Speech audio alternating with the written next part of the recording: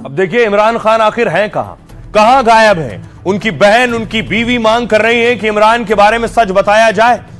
इमरान खान की मौत को लेकर अफवाहों का बाजार अभी भी गर्म है। इमरान को लेकर पाकिस्तान में बहुत तनाव हो गया है। रावलपिंडी की अडियाला जेल के बाहर समर्थक अब भी डटे हुए हैं। इमरान खान से हर हाल में मुलाकात की मांग पर रहे। इमरान की बहनों ने भी सरकार से सच बताने की मांग की है। इमरान की पार्टी ने शहबाज सरकार को सीधे चेतावनी दी है, कहा कोई अनहोनी हुई तो बर्दाश्त नहीं किया जाएगा। तनाव बढ़ाने में बुशरा बीवी के पहले बयान भी जिम्मेदार हैं। जेल से बाहर आने के बाद उन्होंने असीम मुनीर पर आरोप लगाया था और कहा था इमरान खान को जहर देने की योजना बनाई गई है। इन बयानों ने लोगों के मन में पहले ही गहरे संदेह पैदा किए। इमरान अगस्त 2023 से रावलपिंडी की अडियाला जेल में बंद है। पिछले हफ्ते इमरान की बहनों के साथ पुलिस ने बदसलूकी की थी। तब हुआ जब उनकी बहनें मुलाकात के लिए जेल पहुंची थी। ये जो सफेद कुर्ते में आप देख रहे हैं इमरान की बहन है और लाल कपड़े में जिन्हें आप देख रहे हैं इमरान की पत्नी है। इमरान खान की बहनों को उनसे मिलने नहीं दिया गया था। मार्च में हाईकोर्ट ने इमरान को परिवार से मुलाकात की मंजूरी दी थी, जबकि सोचिए कोर्ट कह रहा है कि इमरान से मिलने दो, लेकिन अडियाला जेल प्रशासन ने आदेश का पालन नहीं किया। अक्टूबर में कोर्ट ने दोबारा मुलाकातें बहाल करने का निर्देश दिया, फिर भी उनकी बहनों की एक भी बार मुलाकात इमरान से नहीं कराई गई। पूरे मामले में अब इमरान खान की पार्टी पीटीआई ने ऐलान किया है। पीटीआई के सांसद हर मंगलवार को इस्लामाबाद हाईकोर्ट के सामने जमा होंगे। देखिए कौन क्या कह रहा है इमरान खान पर, उनकी स्थिति पर। उनकी बहन अलीमा खान कह रही है 6 से 7 महीने से इमरान खान से मिलने नहीं दिया जा रहा है। किसी की जुर्रत नहीं कि उनका बाल भी कोई बाका कर सके। पाकिस्तान की तानाशाह सरकार जेनजी से खौफजदा है। नवाज शरीफ कह रहे हैं इमरान खान को सत्ता में लाने वालों के लिए जवाबदेही तय होनी चाहिए। जो उन्हें सत्ता में लाए हैं वो खुद इमरान से ज्यादा बड़े अपराधी हैं। पाक का जेल प्रशासन कह रहा है इमरान खान की जेल बदलने की खबर में कोई सच्चाई नहीं है। वो पूरी तरह ठीक है और उन्हें सारी मेडिकल सुविधाएं मिल रही हैं। और रक्षा मंत्री पाकिस्तान के कह रहे हैं इमरान को एक डबल बेड और एक वेलवेट का गद्दा दिया गया है। जो खाना उनके लिए आता है वो 5 स्टार होटल में भी नहीं मिलता है। उनके पास टीवी और वो अपनी पसंद का चैनल भी देख सकते हैं। इमरान खान के लिए एक्सरसाइज करने की मशीनें भी हैं। यह दावा किया जा रहा है पाकिस्तान की में जेल प्रशासन और मंत्री की तरफ से। इमरान खान की बहन से हमारे सहयोगी ने बात की, सुनिए वो क्या शक जता रही। एक मेरी बहन की, हाँ। लेकिन 5-6 हफ्ते में सिवाय मेरी बहन के, हाँ। 6-7 हफ्तों में सिवाय मेरी बहन के जो 2 दफा मिली हैं, हाँ। किसी की भी मुलाकात, तो यहाँ पे कोई लॉ तो अप्लाई नहीं कर रहा है। उनको जेल में क्यों डाला हुआ है? क्योंकि 85% पाकिस्तान उनके साथ खड़ा है और ये साजिश इमरान खान के खिलाफ नहीं, ये तो अपने लोगों के खिलाफ है। अब देखिए क्यों खौफ है कि इमरान खान को मारा जा सकता है, क्योंकि पाकिस्तान का इतिहास ऐसा ही रहा है। क्या इतिहास रहा है ये देखिए। सबसे पहले देखिए लियाकत अली खान पाकिस्तान के पहले प्रधानमंत्री थे। 1951 में गोली मारकर इनकी हत्या कर दी गई। अगला नाम जुल्फिकार अली भुट्टो, बेनजीर के पिता, पूर्व पीएम और राष्ट्रपति। 1979 में रावलपिंडी जेल में इन्हें फांसी पर लटका दिया गया। जनरल जियाउल हक 1988 में विमान दुर्घटना में इनकी संदिग्ध मौत हो गई। बेनजीर भुट्टो पूर्व पीएम पाकिस्तान, 2007 में गोली मारकर हत्या हो गई। इसलिए यह शक जताया जा रहा है कि इमरान की जान भी क्या खतरे में है। इमरान खान जेल में, उन पर देखिए 1-2 नहीं आधा दर्जन सजाएं उन्हें हो चुकी हैं। इमरान खान अगस्त 2023 से रावलपिंडी की जेल में बंद है। भ्रष्टाचार के केस में 14 साल की सजा सुनाई गई। इमरान खान के खिलाफ 100 से ज्यादा केस चल रहे हैं, 100 से ज्यादा मुकदमे, जिनमें सरकारी गिफ्ट बेचने यानी तोशाखाना केस भी है। मई 2023 में अल कादिर ट्रस्ट में गिरफ्तार किया गया इन्हें। अल कादिर ट्रस्ट के लिए अरबों की सरकारी जमीन बेची थी। गिरफ्तारी के बाद उनके समर्थकों ने हंगामा किया। अगस्त 2023 में कोर्ट ने तोशाखाना केस में इन्हें दोषी करार दिया। 3 साल की जेल हुई, 5 साल चुनाव लड़ने पर पाबंदी लग गई। उसके बाद देखिए जनवरी 2024 में अगला मामला इनके सामने आया। साइफर केस में उन पर नेशनल सीक्रेट चोरी करने का आरोप लगाया गया। 24 में तोशाखाना के एक दूसरे केस में 14 साल की सजा हो गई। फरवरी 2024 में निकाह इद्दत केस में 7 साल की सजा हो गई। कोर्ट ने बुशरा बीबी के साथ शादी को इनकी अवैध ठहरा दिया। यह इनके ऊपर अब तक एक्शन हुआ। आखिर मुनीर इमरान खान को क्यों मरवा सकते हैं? क्या दुश्मनी है इनके साथ? पाकिस्तान में इस वक्त फील्ड मार्शल मुनीर सबसे ताकतवर आदमी। आरोप है कि मुनीर ने कई बार इमरान को मरवाने की कोशिश की। दरअसल असीम मुनीर और इमरान खान की अदावत पुरानी है। इमरान खान जब प्रधानमंत्री थे तब मुनीर को दरकिनार कर दिया था इमरान ने। 2019 में असीम मुनीर को आईएसआई के डीजी पद से इमरान ने हटा दिया था, क्योंकि मुनीर ने इमरान की पत्नी के खिलाफ भ्रष्टाचार के आरोप लगाए थे और इसकी वजह से इमरान खान मुनीर से बहुत नाराज थे। इमरान खान ने कोशिश की थी कि मुनीर सेना प्रमुख न बनने पाए किसी भी हाल में। इसके लिए इमरान ने जनरल बाजवा का कार्यकाल बढ़ाने की पेशकश कर दी। हालांकि तब बाजवा और इमरान खान के रिश्ते भी ठीक नहीं थे। हुआ ये, और सेना में वरिष्ठ होने की वजह से असीम मुनीर सेना प्रमुख बनाए गए। मुनीर के चीफ बनने के बाद इमरान को सेना का समर्थन मिलना बंद हो गया। आम चुनाव में इमरान को हराने के लिए नवाज शरीफ लंदन से आए और एक तरफ नवाज शरीफ के खिलाफ दर्ज मुकदमे खत्म किए गए, वहीं दूसरी तरफ अलग अलग मामलों में इमरान को सजा होने लगी। इमरान खान को जब अविश्वास प्रस्ताव के जरिए पीएम पद से हटाया गया तो उन्होंने आईएसआई और मुनीर के खिलाफ साजिश रचने का आरोप लगाया। साथ ही कई बार यह भी कहा कि आईएसआई उनको मारने की साजिश रच रही है। तो पाकिस्तान में इमरान खान जिंदा है या नहीं, ये सिर्फ पाकिस्तान के हुक्मरान जानते हैं और पाकिस्तान का अतीत क्या है सब जानते हैं। लेकिन दूसरी तरफ पाकिस्तान के लिए नासूर बन गया है तहरीके तालिबान पाकिस्तान और तालिबान। उन्हें लग रहा है कि एक तरफ घर में भी पीटे जाएंगे और बॉर्डर पर भी। तस्वीर में आपको पहली दिखाऊं, अगली तस्वीर देखिए जरा क्या हुआ। पिछले दिनों टीटीपी ने, तहरीके तालिबान पाकिस्तान ने पाकिस्तान पर एक अटैक किया।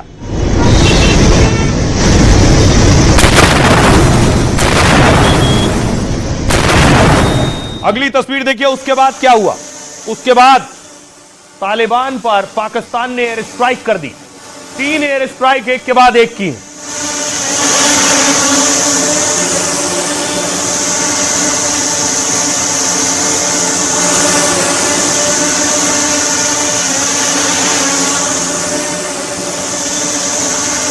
और उसके बाद अब अगली खबर यह मिल रही है कि टीटीपी ने अटैक किया है और पाकिस्तान की पाइपलाइन उड़ा दी।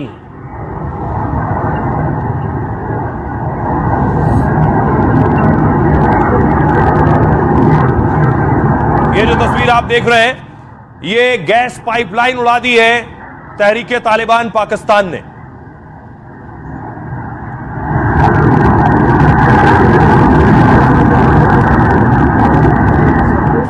और अब देखिए तालिबान ने क्या किया है। जानकारी मिल रही है कि तालिबान ने पाकिस्तानी बॉर्डर पर एक के बाद एक अटैक किए।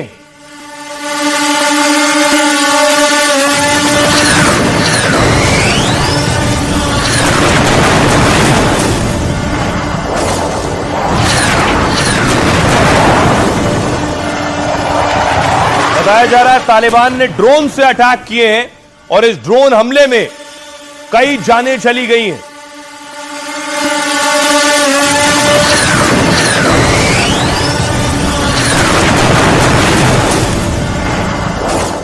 अब देखिए कैसे अटैक हुआ। अफगानिस्तान से ड्रोन गए हैं पाकिस्तान की सीमा के अंदर और वहां धमाके हुए। पाकिस्तान के अंदर आईएसआई के आतंकियों पर ड्रोन से हमला हुआ। हमला पाकिस्तान के खैबर पख्तूनख्वा प्रांत के खैबर जिले में हुआ। अज्ञात ड्रोन अफगानिस्तान से आए और हमले के बाद लौट गए। ड्रोन हमले के दौरान पाक सेना ने हैवी मशीन गन से गोलियां बरसाई हैं। पाक फौज ने ड्रोन को रोकने की पूरी कोशिश की है लेकिन नाकाम रहे। बताया जा रहा है कि इस हमले में आईएसआई के कमांडर भी मारे गए। ये सभी आतंकिस्तान के अंदर कई हमलों के लिए जिम्मेदार थे। इस ड्रोन हमले को पाकिस्तान से तालिबान का बदला भी माना जा रहा है। दरअसल पाक वायुसेना ने अफगानिस्तान में बड़ा हवाई हमला किया था और पाकिस्तान के हवाई हमले में 9 बच्चे समेत 10 लोग मारे गए थे। दरअसल पाकिस्तान की सेना इस समय टीटीपी की चुनौती से जूझ रही है। टीटीपी से मुकाबले के लिए पाकिस्तानी सेना ने आईएसआई को पाला है। आईएसआई के आतंकियों के लिए पाकिस्तान बहुत सुरक्षित पनाहगाह है। हाल में कोयटा, कराची, पेशावर में आईएसआई आतंकियों पर हमले की खबर आई थी। कुछ दिन पहले अफगानिस्तान में आईएसआई आतंकी सईदुल्लाह की गिरफ्तारी हुई थी और आतंकी सईदुल्लाह ने कबूला कि उसने आतंकी ट्रेनिंग पाकिस्तान के अंदर ली थी, जिससे साबित हुआ कि किस तरह पाकिस्तान में आईएसआई आतंकी फल फूल रहे हैं। सुनिए जरा, तालिबान बदले का जवाब दे चुका है। अफगानिस्तान में पाकिस्तानी सेना का हवाई हमला अफगानिस्तान की संप्रभुता पर सीधा अटैक है और ये अंतर्राष्ट्रीय स्तर पर मान्यता प्राप्त मानदंडों और सिद्धांतों का स्पष्ट उल्लंघन है। पाकिस्तानी सेना की इन शत्रुतापूर्ण कार्रवाइयों से कुछ हासिल नहीं होता। ये केवल ये साबित करती है कि दोषपूर्ण खुफिया जानकारी से प्रेरित अभियान तनाव बढ़ाते हैं और पाकिस्तानी सैन्य शासन की निरंतर विफलताओं को उजागर करते हैं। अफगानिस्तान आक्रामक कृत्य की कड़ी निंदा करता है और इस बात पर जोर देता है कि अपने हवाई क्षेत्र और नागरिकों की रक्षा करना उसका वैध अधिकार है। उचित समय पर आवश्यक प्रतिक्रिया दी जाएगी। तो तालिबान ने कहा था उचित समय पर आवश्यक प्रतिक्रिया दी जाएगी और प्रतिक्रिया दे दी गई। ड्रोन अटैक हो गया है, लेकिन शहबाज शरीफ के एक बहुत अच्छे दोस्त डोनाल्ड ट्रंप के व्हाइट हाउस के पास एक अटैक हो गया है। तस्वीर मैं आपको दिखाऊंगा। ये जो तस्वीर आप देख रहे हैं, ये डोनाल्ड ट्रंप से जब शहबाज और मुनीर मिले थे उस वक्त की तस्वीर है, लेकिन व्हाइट हाउस से कुछ मीटर दूरी पर आतंकी हमला हुआ। ये व्हाइट हाउस आप देख रहे हैं, यहां से ट्रंप का आवास है और इससे कुछ दूरी पर ही एक टेरर अटैक हुआ है। जो टेररिस्ट है उसकी तस्वीर आप देख रहे हैं, रहमुल्ला, इसने ये हमला किया और वहां जो नेशनल गार्ड थे वो मार गिराए गए।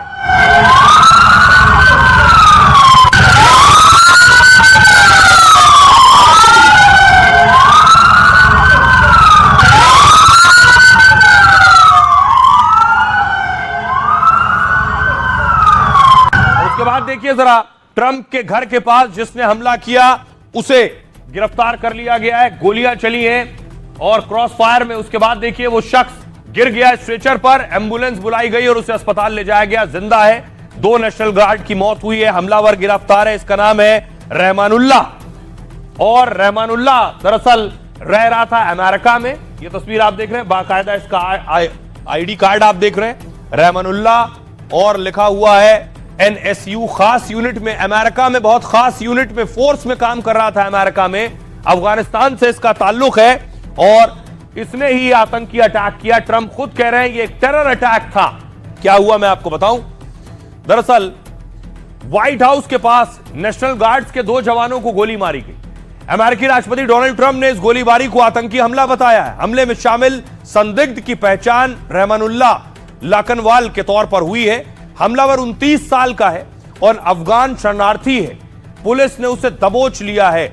हमलावर ने एक महिला गार्ड को सीने में और सिर में गोली मारी। हमलावर रहमानुल्लाह अगस्त 2021 में अफगानिस्तान से अमेरिका आया था।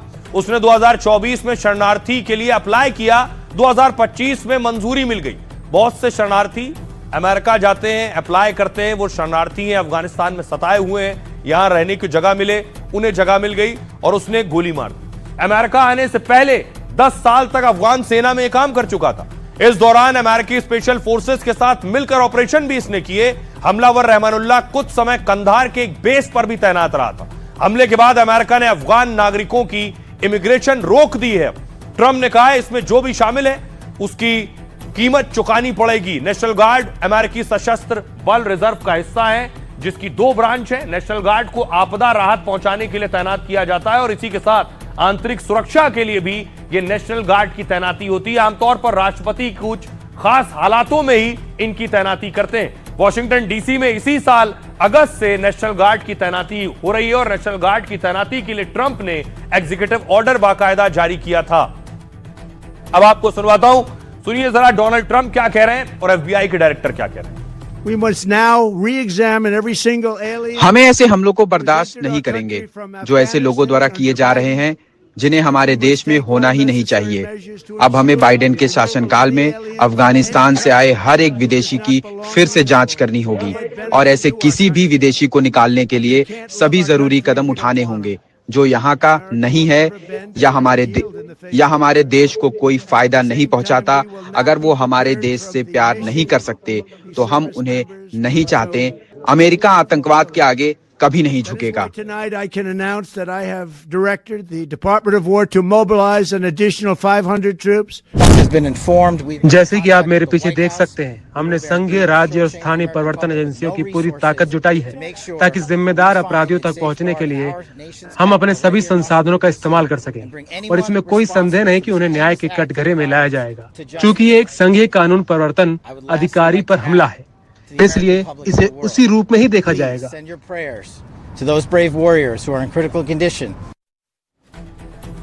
और आइए खबरों में आगे बढ़ते हैं। अब आपको लिए चलता हूं यूपी और बिहार।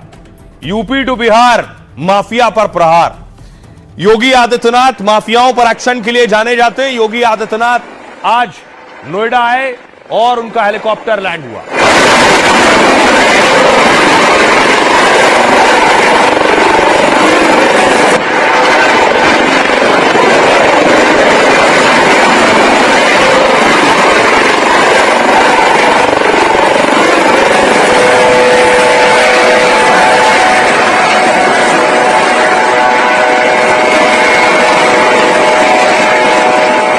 आदित्यनाथ आज नोएडा में थे और दूसरी तरफ बिहार में सम्राट चौधरी के मॉडल की तुलना योगी मॉडल के साथ हो रही है और सम्राट चौधरी आज दिल्ली में थे। तस्वीर आप देख रहे हैं, गृह मंत्री अमित शाह से मिले सम्राट चौधरी। सम्राट चौधरी दिल्ली में थे और दूसरी तरफ बिहार में देखिए क्या हो गया। कल सम्राट चौधरी के एक्शन की बात हो रही थी, आज बिहार में एक लूट हो गई। बिहार के सीवान में 30 लाख रुपए की लूट हुई दिन दहाड़े, गोलियों की गूंज के दरमियान।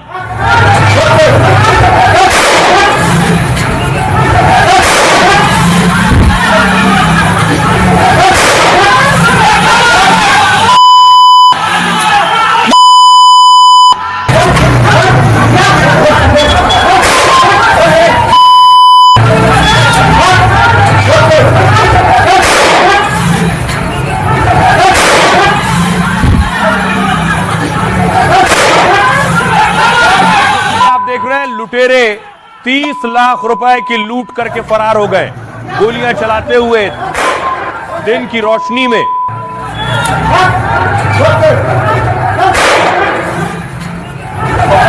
इसके लिए बिहार का कानून व्यवस्था संभालना एक बड़ी चुनौती है, इसीलिए कहा जा रहा है सम्राट चौधरी बिहार में भी योगी मॉडल अपनाएंगे।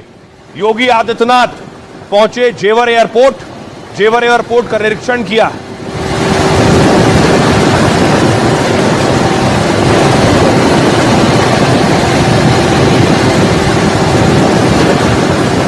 देखिए जरा, इस पर योगी की पुलिस ने एक्शन ले लिया है।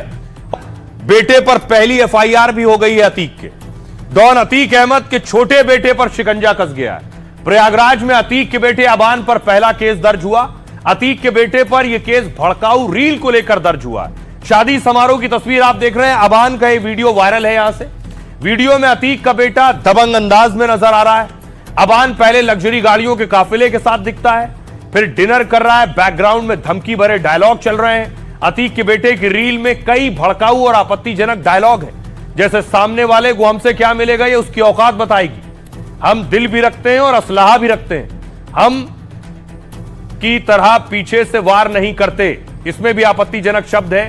तूफान और जब भी आते हैं मां कसम डैश जाते हैं। आरोप है कि रील के जरिए अतीक का बेटा दबंगई दिखाने की कोशिश कर रहा है। धमकी वाले वीडियो डालकर दहशत फैलाने की कोशिश है। बीएनएस की धारा 353 के तहत अबान और उसके साथियों पर एफआईआर दर्ज हुई है। यह धारा माहौल बिगाड़ने और उपद्रव फैलाने वालों बयानों से संबंधित है। इसमें 3 साल तक की जेल और जुर्माने का प्रावधान है। मतलब अतीक के छोटे बेटे को भी जेल जाना पड़ सकता है। अतीक का 5वां बेटा अबान उमेश पाल हत्याकांड के समय आपको याद होगा 2 बच्चों को बाल गृह ले जाया गया था। 200 दिन तक बाल गृह में रहे थे। बालिग होने के बाद अबान प्रयागराज में अपनी बुआ के पास रहता है। नामी गैंगस्टर के बेटे को पुलिस की सुरक्षा मिली हुई है। फिर वो कैसे लग्जरी गाड़ियों के काफिले में घूम रहा है, सवाल यह है। और धमकी भरे डायलॉग वाली उसकी रील बनाई किसने? क्या अतीक के बेटे के कहने पर रील बनी? पुलिस इसकी भी जांच कर रही है।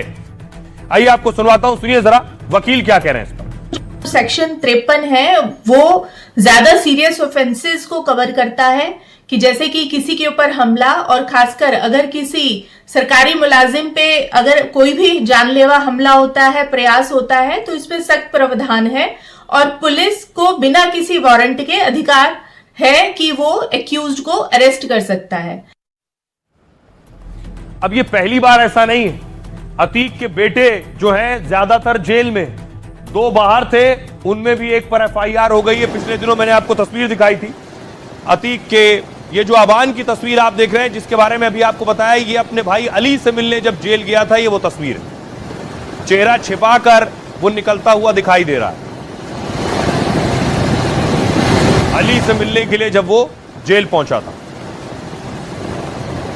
अली का भी एक वीडियो आया था सामने पिछले दिनों जब उसकी जेल शिफ्ट की गई, अली को झांसी जेल शिफ्ट किया गया, ये उस वक्त का वीडियो है। मुख्यमंत्री जी से निवेदन है कि अब और ना सताया जाए, जो कुछ हो गया है सो हो गया, और जो अन्यथा सताया जा रहा है उससे बचा ले। अन्यथा सताया जा रहा है उससे बचा ले मुख्यमंत्री जी। पानी तक नहीं पीने दिया गया है मानो। क्या हुआ अली, क्या हुआ रास्ते में? पानी तक नहीं पीने दिया गया। जेल में मैं जिस जगह था अपने होम डिस्ट्रिक्ट में, वहाँ मुझे अकेले रखा गया, न किसी से मिलने की अनुमति थी, न बात करने की अनुमति थी। अब बताइए, भेज दिया गया वहाँ से 400-500 किलोमीटर दूर। रास्ते में कोई दिक्कत? अब बताइए, इतने छोटे से चेम्बर में 5-6 आदमी बैठे हैं, बताइए दिक्कत नहीं होगी? किसी प्रकार का डर तो नहीं लगा? जानता है सुरक्षित रहेंगे कि नहीं रहेंगे। मीडिया वालों के माध्यम से मुख्यमंत्री जी से निवेदन है कि अब और ना सताया जाए, जो कुछ हो गया है सो हो गया, और जो अन्यथा सताया जा रहा है उससे बचा ले। तो अतीक का ये बेटा भी जेल में है। आपको बताऊं, अतीक अहमद 160 से ज्यादा क्रिमिनल केस दर्ज है अतीक पर। योगी गुजरात की जेल से अतीक को यूपी लाए, पुलिस कस्टडी में गोलीबारी में अतीक अहमद मारे गए। अगला नाम है उमर अहमद का, ये बड़ा बेटा है। रंगदारी, वसूली समेत कई मामले दर्ज हैं उमर पर। फिलहाल उमर लखनऊ जेल में बंद है। ये अगली तस्वीर आप देख रहे हैं। अतीक का अगला बेटा अली नाम है इसका, दूसरा बेटा है। हिस्ट्री शीटर, हत्या के प्रयास जैसे केस दर्ज हैं। अतीक जेल गया तो अली गैंग संभालता था। हाल में अली नैनी जेल से झांसी जेल शिफ्ट किया गया है। एक और बेटा असद, अतीक का तीसरे नंबर का बेटा, वांटेड अपराधी था। उमेश पाल हत्याकांड में असद भी शामिल था। झांसी में पुलिस एनकाउंटर में मारा गया। एजम अतीक का चौथे नंबर का बेटा है और उमेश पाल हत्याकांड के बाद 221 दिन बालगृह में रहा है। बालिग होने के बाद रिहा किया गया। राजनीति की पढ़ाई के लिए कोलकाता गया है। और अबान जिस पर एफआईआर हुई, सबसे छोटा बेटा नाबालिग था तो बालगृह में था। 20 साल की उम्र में ही पहला मुकदमा दर्ज हो गया है। मां शाइस्ता परवीन, अतीक की पत्नी, भी वांटेड अपराधी है। सालों से फरार हैं। 50,000 का इनाम घोषित है। अतीक के जनाजे तक में नहीं पहुंची थी। ये अतीक की पूरी फैमिली आप देख रहे हैं जो ज्यादातर पर मुकदमे हैं या फरार है। आइए अब आपको बताऊं कि अली का एक और वीडियो जब उसे झांसी जेल शिफ्ट किया गया वो सामने आया। वो वीडियो मैं आपको दिखाऊं। ये है अली का वीडियो, झांसी जेल जब ले जाया गया।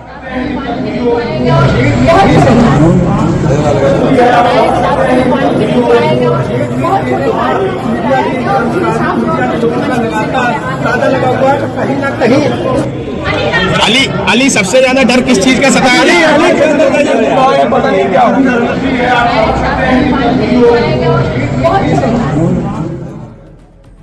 आइए अब आपको बताऊं एक और बड़ी खबर।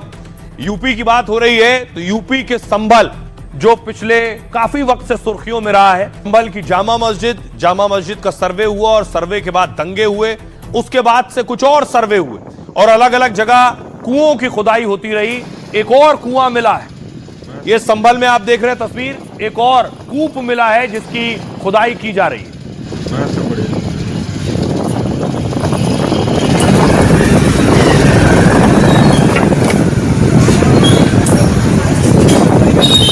अब देखिए जरा इन कूप की कहानी भी है। क्या कहता है ये कूप? यूपी का संभल एक बार फिर से चर्चा में है। 46 साल से बंद एक कुएं की खुदाई हो रही है और भारी पुलिस बल और अधिकारी मौके पर हैं क्योंकि यह कुआं मुस्लिम बहुल इलाके में है। कुआं जामा मस्जिद से महज 1.5 किलोमीटर दूर मिला है। एक बड़े पेड़ के नीचे चबूतरा था, उसे हटाया तो वहां कुआं मिला। चर्चा यह है कि योगी ने संभल के पुराने दंगों की फाइल खोल दी है क्योंकि कुछ दिन पहले योगी ने कहा था दंगों के सारे चैप्टर खुलेंगे। योगी ने 1978 में 184 हिंदुओं की सामूहिक हत्या की बात की थी, तो क्या उनमें से ही किसी का शव इस कुएं में जिसके लिए खुदाई हो रही है? सवाल यह है कि कुएं का रहस्य क्या? 1978 के दंगा पीड़ितों ने प्रशासन को पत्र लिखकर मांग की थी, कहा था कुएं की खुदाई कर साक्ष्यों की पड़ताल की जाए। दरअसल 1978 में कारोबारी राम शरण रस्तोगी की हत्या हुई थी। दंगे में हुई हत्या के बाद उनका शव कुएं में फेंकने का शक है। प्रशासन अब खुदाई कर अस्थि कंकाल की तलाश कर रहा है। वैसे संभल में पुराने कुएं और कूपों को संवारने का काम भी हो रहा है। एक साल में अब तक 16 पुराने कुएं चिन्हित कर संवारे गए हैं, इसलिए भी बारी बारी संभल में पुराने कुओं की खुदाई की जा रही है। आइए आपको सुनवाता हूं, सुनिए जरा। हमारे सहयोगी ग्राउंड जीरो पर पहुंचे, उनकी रिपोर्ट देखिए। यहाँ पर ये जो जगह है, जिस जगह पे ये कुआं है, देखिए आप, तो ये एक बड़ा विशालकाय पेड़ है। जब तक ये पेड़ यहाँ से रिमूव नहीं होता, हटाया नहीं जाता, तब तक जो है यहाँ पे काम जो है वो कुएं को खोदने का शुरू नहीं किया जाएगा। तो एक बार जो कुएं का खोदने का प्रोसेस है वो जब स्टार्ट होगा, तब जो है वो चीजें निकल कर आएगी। दंगाइयों की भीड़ आती है और दुकान में लूटपाट करती है, जिसका विरोध मेरे दादाजी ने किया था। वो दंगाई लूटने में सक्षम नहीं हुए, तो उन्होंने मेरे दादाजी की चक्कू से गोद कर हत्या कर दी गई। और जो जमीन खोदने वाला जो गेंदाला होता है, उस गेंदाले से कई बार मेरे दादाजी के शरीर पर करे, और उनकी वो पकड़े ना जाएं, तो इसलिए दुकान पे जो बड़े बड़े तराजू थे, उस तराजू से और रस्सी से बांधकर मेरे दादाजी को कुएं में फेंक दिया गया था। संसद भवन में योगी जी ने एक मुद्दा उठाया था 1978 दंगे में परिवार को इंसाफ दिलाने के लिए।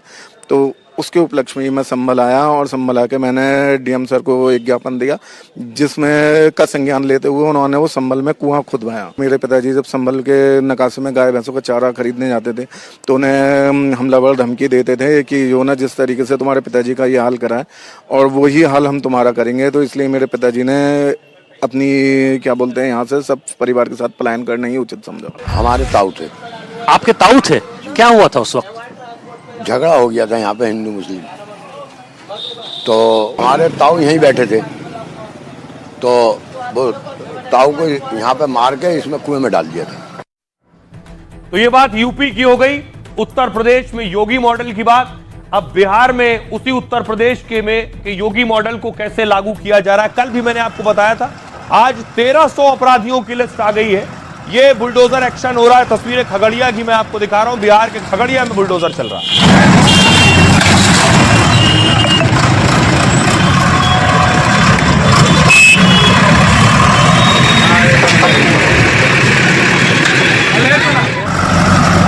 एक और तस्वीर मैं आपको दिखाऊं नालंदा की।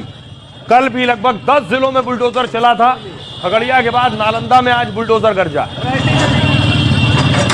तो बिहार में अब योगी मॉडल पूरी तरह से लागू है और बुलडोजर चलना आम बात हो गई है। जिन्होंने अतिक्रमण किया है, अवैध कब्जे किए हैं, दुकानों के आगे बढ़ा लिए हैं, चबूतरे गाड़ियां खड़ी कर देते हैं और सड़क और छोटी हो जाती है, गाड़ी निकलने की जगह नहीं होती, उन सब पर एक्शन होगा। बाकायदा सम्राट चौधरी ने लिस्ट और बड़ी कर ली है। आपको बताऊं, कल 400 थी, आज 1300 की लिस्ट हो गई। बिहार में योगी के अंदाज में बड़ी कार्रवाई शुरू हो चुकी है। गृह मंत्री बनते ही सम्राट योगी की तरह एक्शन ले रहे हैं। 4 दिन में बिहार में 10 से ज्यादा जगह बुलडोजर कार्रवाई हुई है। सम्राट चौधरी की पहली लिस्ट में 400 बड़े माफियाओं के नाम है। बिहार में 1300 नामी अपराधियों की दूसरी लिस्ट भी तैयार हो रही है। इसमें भू माफिया, बालू माफिया, बड़े गैंगस्टर्स का नाम है। सरकार कोर्ट में इन अपराधियों का नाम और रिकॉर्ड सौंपेगी, फिर आदेश मिलते ही संपत्ति जब्त होगी और बुलडोजर चलेगा। ऐसे ही एक्शन बाहुबली रहे शहाबुद्दीन के गढ़ पर भी होगा। सीवान में कुछ अपराधियों ने नई सरकार को चुनौती दी। 6 अपराधियों ने दिन दहाड़े ज्वेलरी शॉप से 30 लाख रुपए लूट लिए। अपराधियों ने सरेआम पिस्टल लहराई और फायरिंग की और फिर बोरे में गहने भरकर गोली चलाते हुए निकल गए। सीवान में नाकेबंदी कर अपराधियों की तलाश हो रही है और 4 दिन पहले जैसा एक्शन बेगूसराय में गैंगस्टर का हुआ था, तब हत्या के आरोपी शिवदत्त को एनकाउंटर कर गिरफ्तार किया गया। सीवान में लूट के आरोपियों का भी ऐसा ही हिसाब करने की तैयारी है। आइए आपको सुनवाऊं, सुनिए जरा। बाकायदा पूरे प्रशासन को भी यह हिदायत दी जा चुकी है कैसे काम करना है। सुनिए डीजीपी क्या कह रहे हैं। 400 लोगों की संपत्ति जब्त करने के लिए न्यायालय में प्रस्ताव समर्पित है। न्यायालय उस पर विचार कर रही है और 1200-1300 और लोगों को चिन्हित किया गया, उनके कागजात तैयार हो रहे हैं। जो अपराध से संपत्ति अर्जित किए हैं, उनमें 400 का प्रस्ताव हम लोगों ने तैयार करके न्यायालय में भेज चुके हैं और बाकी 12-1300 पे कार्रवाई हो रही है। इसमें liquor mafia, sand mafia, contract killers, इस प्रकार के बहुत सारे अपराधी हैं। इतने इम्पोर्टेंट स्कूल्स हैं, कॉलेजेस हैं, वहाँ पर हम लोग करीब 2000 स्कूटी खरीदने जा रहे हैं, इसी वर्ष खरीदा जाएगा। और उस पर हमारी जो महिला पुलिस पदाधिकारी, महिला पुलिसकर्मी है, वो स्कूल जाने के समय और स्कूल में छुट्टी होने के समय वहाँ पर गश्ती करेंगी और किसी भी प्रकार के अवांछित हरकतों में शामिल जो व्यक्ति होंगे उन पर कड़ी कार्रवाई करेगी, कानूनी कार्रवाई करेगी, निरोधात्मक कार्रवाई करेगी। तो कार्रवाई केवल अपराधियों, माफियाओं पर नहीं हो रही है। कुछ सियासतदान का कहना है कार्रवाई उनके ऊपर भी हो रही है। वो कौन है? कल मैंने आपको बताया था कि लालू प्रसाद यादव से कह दिया गया है आप बंगला खाली कर दीजिए, तेज प्रताप से कह दिया गया है आप भी घर खाली कर दीजिए। अगली तस्वीर में आपको दिखाऊं जो राबड़ी देवी और लालू प्रसाद यादव का बंगला है जिसे वो खाली करने को तैयार नहीं है, वो ये घर है। कहा गया है ये आवास आपको खाली करना होगा। देखिए लिखा है श्रीमती राबड़ी देवी। और जो दूसरा घर है उसकी तस्वीर मैं आपको दिखाऊं, अगली तस्वीर देखिए। ये है उनका दूसरा घर जिसमें राबड़ी देवी को शिफ्ट होना है। उस घर से इस घर में राबड़ी और लालू को शिफ्ट होना, ये नया घर उन्हें आवंटित किया जा रहा है, लेकिन वो अड़ी है कि वो घर नहीं छोड़ेंगे। अब आपको दिखाऊं कि आखिर जो नया घर है, राबड़ी देवी को जो नया घर दिया जा रहा है उसमें जाने को तैयार नहीं है, लेकिन उसमें भी सुविधाएं कम नहीं है। देखिए नया घर कैसा होगा। बिहार की पूर्व सीएम राबड़ी को नया घर आवंटित किया जा रहा है। वो काफी बड़ा और आधुनिक सुविधाओं से लैस है, जबकि 2 मंजिला इमारत में 3 कमरे ऊपर 3 नीचे होंगे। मतलब राबड़ी का नया घर 6 बेडरूम वाला होगा। इसके अलावा ड्राइंग रूम, डाइनिंग रूम, एक बड़ा हॉल होगा। इसमें बंगले में एंट्री करते ही मेहमानों के लिए अलग कमरा है, स्टाफ और सिक्योरिटी गार्ड के लिए अलग क्वार्टर बने हैं। नए आलीशान बंगले में बहुत बड़ा गार्डन भी है। बागीचे में नीम, पीपल, अशोक, आम, जामुन जैसे पेड़ लगे हुए हैं। मुख्य बागीचे के अलावा किचन गार्डन भी बनाया गया है।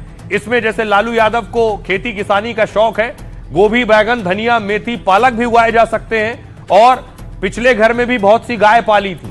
घोड़ा, गाय जैसे जानवरों को रखने की यहां भी बहुत जगह है।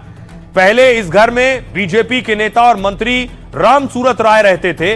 राम सूरत राय ने इस घर में 3 घोड़े और 2 गाय पाली हुई थी, लेकिन राबड़ी और लालू किसी कीमत पर इस घर में नहीं आना चाहते।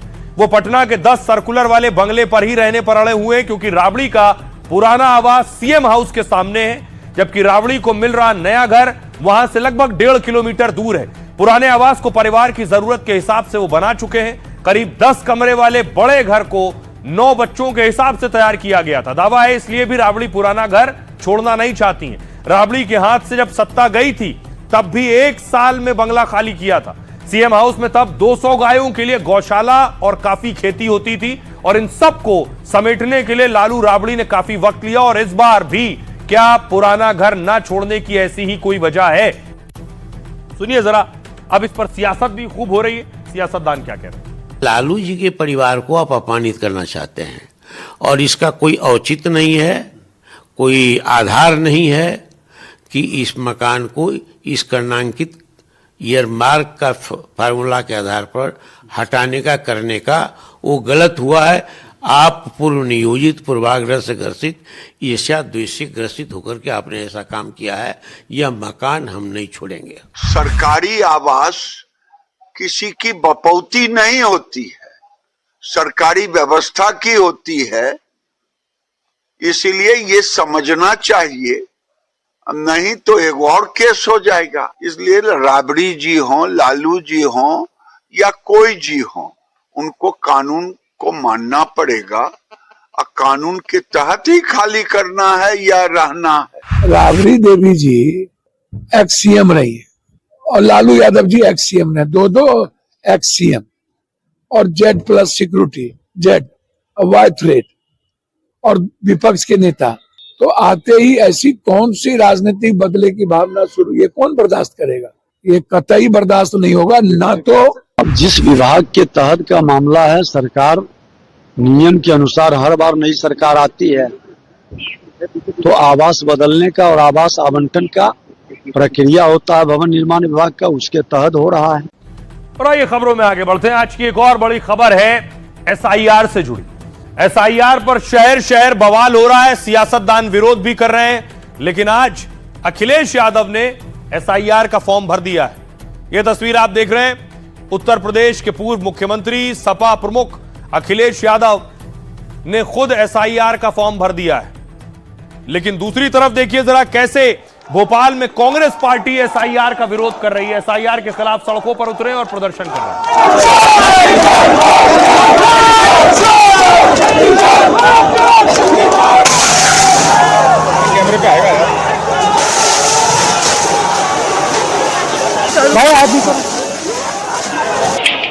न सिर्फ भोपाल, लखनऊ में देखिए, लखनऊ में भी कांग्रेस ने प्रदर्शन किया है, एसआईआर के खिलाफ प्रोटेस्ट किया है।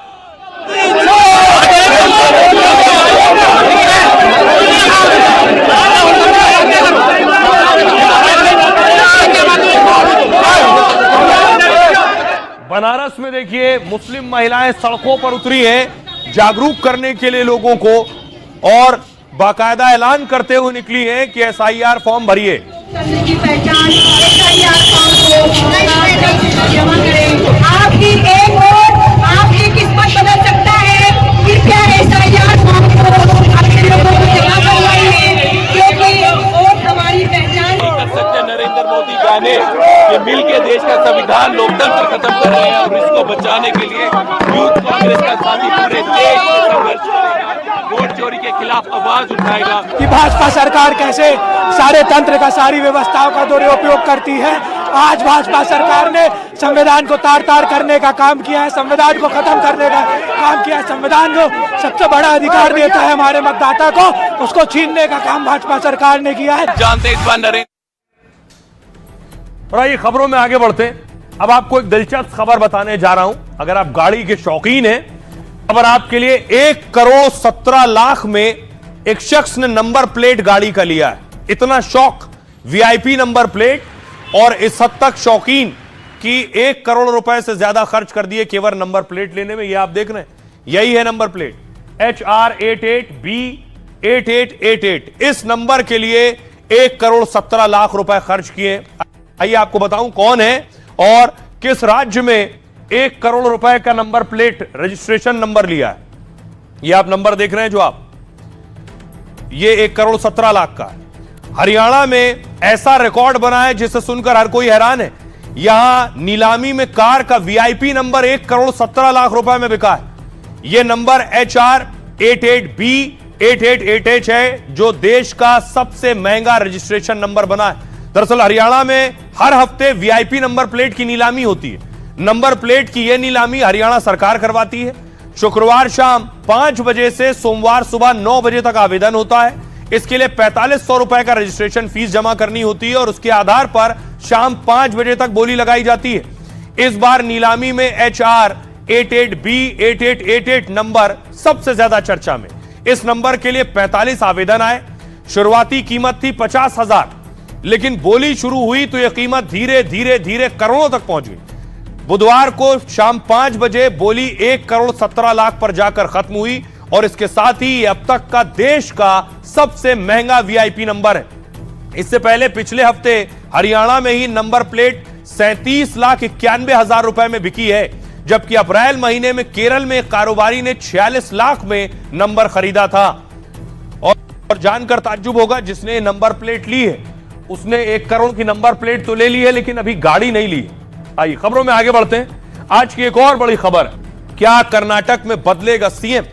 दरअसल क्या हो रहा है कर्नाटक में, पहली तस्वीर मैं आपको दिखाऊं। ये आप देख रहे हैं, जब कर्नाटक में कांग्रेस की सरकार बनी तो कहा गया क्या सिद्धारमैया और डीके शिव कुमार 2.5 साल सीएम होंगे। अब देखिए अगली तस्वीर मैं आपको दिखाऊं, अब शिव कुमार को सीएम बनाने के लिए उनके समर्थक नारियल फोड़ रहे हैं कि सिद्धारमैया हो गया, अब डीके शिव कुमार को सीएम बनाओ।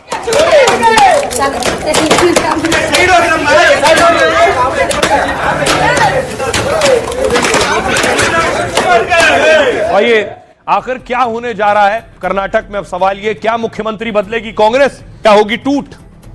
2023 में कर्नाटक में चुनाव में कांग्रेस की जीत हुई थी, लेकिन उस वक्त दोनों नेताओं में तीखी प्रतिस्पर्धा थी। तब विवाद सुलझाने के लिए 2.5 साल सीएम तय हुआ, यानी शिव कुमार को 2.5 साल के बाद सीएम बनाना तय हुआ। हालांकि इस पर कांग्रेस ने कभी आधिकारिक पुष्टि नहीं की।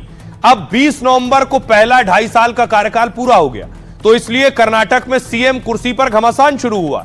खबर है कि 23 नवंबर को शिव कुमार गुट के कुछ एमएलए खड़गे से मिले।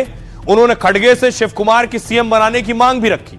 हालांकि डीके शिव कुमार ने ऐसे किसी कार्यक्रम में मना किया, लेकिन आज खुद उन्होंने भी एक सोशल मीडिया पर पोस्ट किया। इसमें उन्होंने लिखा, अपना वचन निभाना सबसे बड़ी शक्ति है। तो क्या उन्होंने आलाकमान को 2.5 साल वाला फॉर्मूला और वचन याद दिलाया है?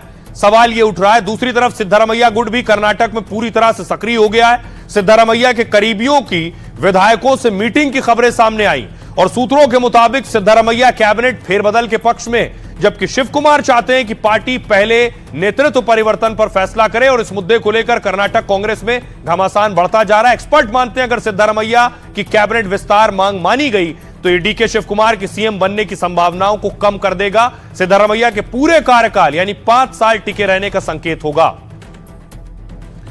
तो जल्दी कर्नाटक कांग्रेस और कर्नाटक सरकार से जुड़ी कोई बड़ी खबर आ सकती है। अब बारी है लाइफ का फंडा की। क्या है खास, आपको बताऊं, फिटनेस हो या कामयाबी, यह मिलती तभी है जब आप कड़ा अभ्यास लगातार करते हैं। मार्शल आर्ट के सबसे बड़े चैंपियन ब्रूस ली इसकी मिसाल है।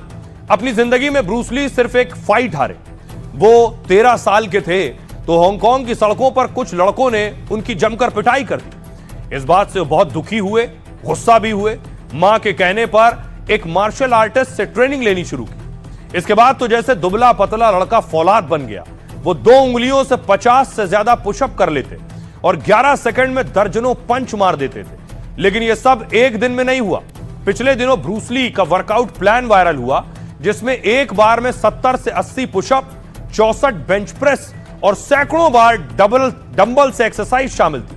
कड़े अभ्यास से ब्रूस ली मार्शल आर्ट और फाइट में ऐसे माहिर हुए कि हांगकांग से अमेरिका तक उनकी धाक जम गई। जल्द ही उन्हें हॉलीवुड फिल्मों में भी काम मिला, लेकिन वो इतने फुर्तीले थे कि कैमरा तक उनका एक्शन पकड़ नहीं पाता था।